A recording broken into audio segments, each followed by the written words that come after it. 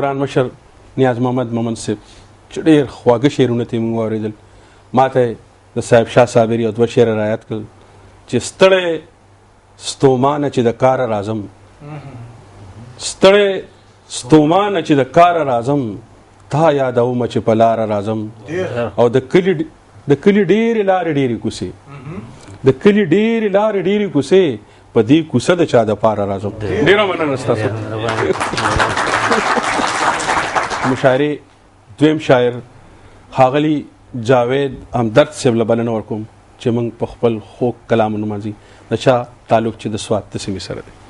مننه نثار صاحب. د غزل نه مخکې یو قطعه ده: پښتنو وروڼو که خپل نسل مو آزاد پکار وي، پښتنو وروڼو که خپل نسل مو آزاد پکار وي، نو خامخا به مو په منځ کې اتحاد پکار وي. او قام جوړول خو څه د خولې تشې خبرې نه دي، قام جوړول خو څه د خولې تشې خبرې نه دي، د دې دپاره به په یو بل اعتماد پکار وي. ډېر ښه ډېر ښه مننه. ډېر ښه.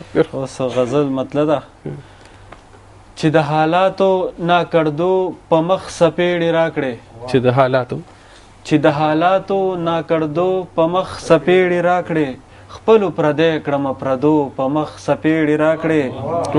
مننه. په دې دوران کې چې مې څوک دي زاهدان بللي، په دې دوران کې چې مې څوک دي زاهدان بللي، څه زما فکر څه هغو په مخ سپېړې راکړې. مننه. په دې دوران کې چې مې څوک دي زاهدان بللي، څه زما فکر څه هغو په مخ سپېړې راکړې. او چې د احساس په آینه کې مې خپل جاج اخیستو، چې د احساس په آینه کې مې خپل جاج اخیستو، د وخت بې خونده تقاضو په مخ سپېړې راکړې. مننه. او بل شعر دی: یوازې ستا بېروخي نه ده خو زړګیه که نه، یوازې ستا بېروخي نه ده خو زړګیه که نه، په ژوند کې ډېرو معمو په مخ سپېړې راکړې. ډېر ښه. مننه. او بل شعر دی: د عشق په هکله مو وطن کې روایات داسې دي، د عشق په هکله مو وطن کې روایات داسې دي، چې روغ غوسه کړې لیونو په مخ سپېړې راکړې. ډېر ښه. او مننه.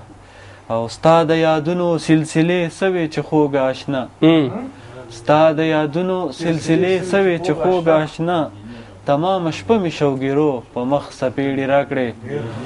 او مقطع ده: پښتون اولس ته به پیغام د بیدارۍ ورکوم، پښتون اولس ته به پیغام د بیدارۍ ورکوم، که ما جاوید ته یې هر څو په مخ سپېړې راکړې. ډېر ښه ډېر ښه.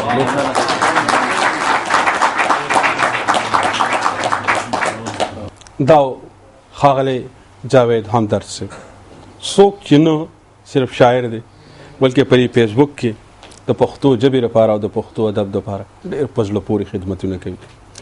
ما ته د ډېر ښه شاعر د پښتو د جدید لهجې نماینده شاعر سیف الرحمن سلیم صاحب یو دوه شعره رایاد شو چې تا ته به هم چته یادېږم ځان له زړه ښه کوم. او دا پیروز صاحب د سلیم صاحب د ژوند اخري غزل و.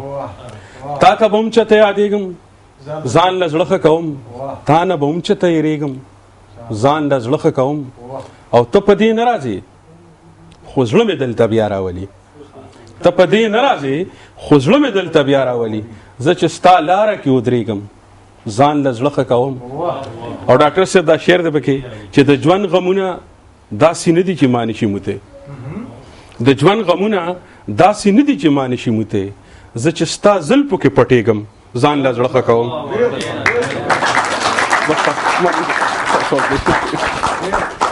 ډېر خوږ او ډېر ګران ملګري سبیل واورین صاحب له د چا تعلق چې د خوست